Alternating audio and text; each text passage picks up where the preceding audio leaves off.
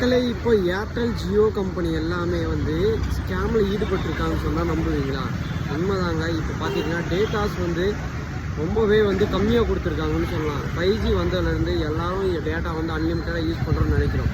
ஆனால் அதுலேயே இன்னும் 4G யூஸ் பண்ணுறவங்களுக்கு 50% நீங்கள் ஃபுல்லாக யூஸ் பண்ணிட்டீங்கன்னா உடனே அடுத்த செகண்டே உங்களுக்கு வந்து 100% டேட்டா க்ளோஸ் ஆகிற மாதிரி அவங்க ஸ்கேம் பண்ணியிருக்காங்க.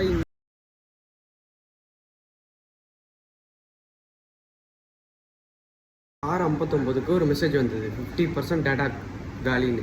உடனே 7 மணிக்கு 90%, உடனே அடுத்த செகண்டே 100% க்ளோஸ் ஆயிடுச்சுன்னு வந்துட்டு கடையில் போய் நான் சாப்பாடு வாங்கலான்னு ஜிபே பண்ணலான்னா சுற்றிக்கிட்டே இருக்குது. யூடியூப் ஓப்பன் பண்ணுறேன், ஓப்பன் ஆகலை. 10 ரூபாய் 20 ரூபாய்க்கு டேட்டா கொடுத்தவங்க 1 GB 2 GBன்னு கொடுத்தவங்க இப்போ 61 ரூபா அந்த மாதிரி கொடுத்துட்ருக்காங்க. அது மட்டும் இல்லாமல் 100 ரூபாய்க்கு ரீசார்ஜ் பண்ணால் 3 மாதம் இருந்தது. வாட்டர் மொபைலுக்கு தனி பேக்கேஜி, ஆண்ட்ராய்டு மொபைலுக்கு தனி பேக்கேஜி, எல்லாமே தனித்தனியாக இருந்தது. இப்போது எல்லாத்தையுமே மாற்றி மாற்றி மாற்றி கொண்டாந்துட்டு இப்போ எல்லாருமே ஒரே பேக் தான். நீங்கள் யூஸ் பண்ணால் டேட்டா யூஸ் பண்ணிக்கலாம், மொபைலில் எல்லாமே பார்த்துக்கலாம். ஆனால் அதுவும் 28 நாள் தான். 30 நாள்லேருந்து 2 நாள் கழிச்சிட்டாங்க. இப்போது 2 கம்பெனி தான் இருக்குது. மற்ற கம்பெனி எல்லாத்தையுமே க்ளோஸ் பண்ணிட்டாங்க. இப்போ இதுலேயுமே ஸ்கேம் பண்ண ஆரம்பிச்சிருக்காங்கன்னு இதை பார்த்தே தெரிஞ்சுக்கலாம் நம்ம. இது மாதிரி உங்களுக்கு எதாவது நடந்திருக்கான்னு கமெண்ட் செக்ஷனில் கமெண்ட் பண்ணிட்டு போங்க மக்கள்.